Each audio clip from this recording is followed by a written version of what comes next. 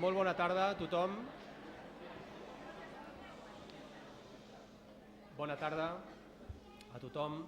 Voldria començar aquest acte de graduació de la llicenciatura de Ciències Polítiques i de l'Administració donant unes paraules de benvinguda i de felicitació en nom de la Facultat de Dret, en nom del degà, que avui excusa la seva presència, i són unes paraules de benvinguda i felicitació en primer lloc pels futurs llicenciats i llicenciades en Ciències Polítiques i de l'Administració, també unes paraules de benvinguda i felicitació, esclar, en els seus familiars, en els seus amics que estan aquí presents, i també la vull dirigir als professors d'aquests estudis i molt especialment a la persona del seu cap d'estudis, el doctor Josep Maria Reniu, a qui el vull també felicitar per l'organització d'aquest acte.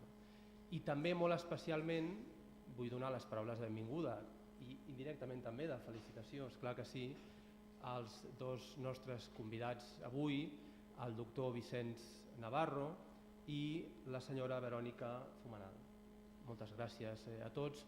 Jo volia dir unes breus paraules, unes breus reflexions. El dia d'avui és un dia d'alegria, no? Però la veritat és que lamentablement l'hem de posar en el context d'uns temps molt difícils. Són temps difícils per la política, i això ho dic als politòlegs, no? Són temps molt convulsos, però jo crec que això fa que sigui especialment apassionant els estudis de ciència política, amb aquestes noves formes d'expressió de la política, aquestes noves formes de comunicació i de viure la política. Sempre dèiem que el dret està a tot arreu, no? Doncs la política també està a tot arreu, està en l'aire, i més amb estudis com els de ciència política que fan aquesta combinació interdisciplinar entre el dret i l'economia, i per tant està en l'aire. De fet, avui mateix hi ha un acte esportiu, que un diria que està molt allunyat de la política i de la ciència política, i en canvi s'està utilitzant com una manifestació de reivindicació política. I bé, la comparativa entre l'esport i el futbol i la política, doncs la veritat és que podia donar per una tesi de ciència política perfectament.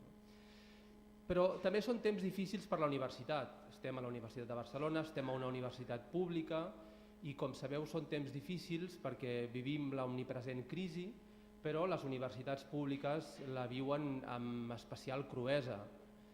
Les famoses retallades fan que sigui cada cop més difícil dur a terme la tasca acadèmica, la tasca universitària.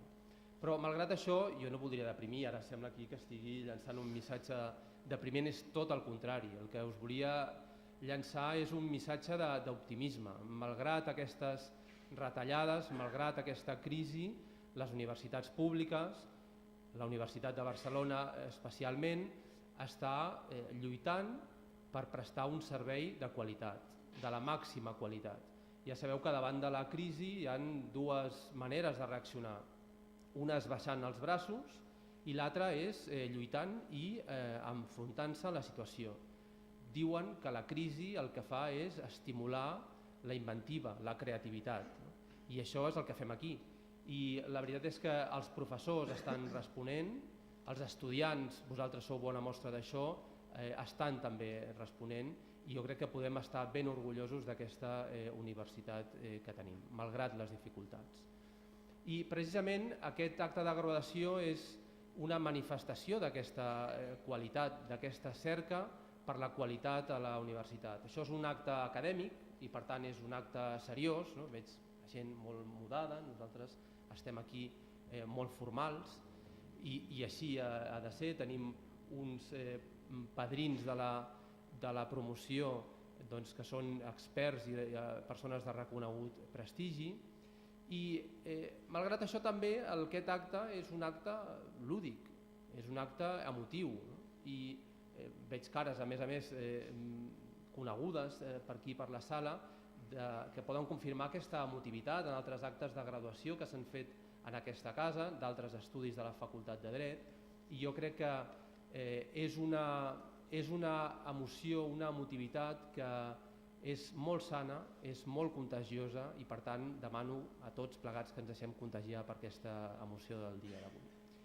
Ja sense més, vull donar la paraula al cap d'estudis, al doctor Reniu, perquè ens transmeti el seu missatge. Moltes gràcies.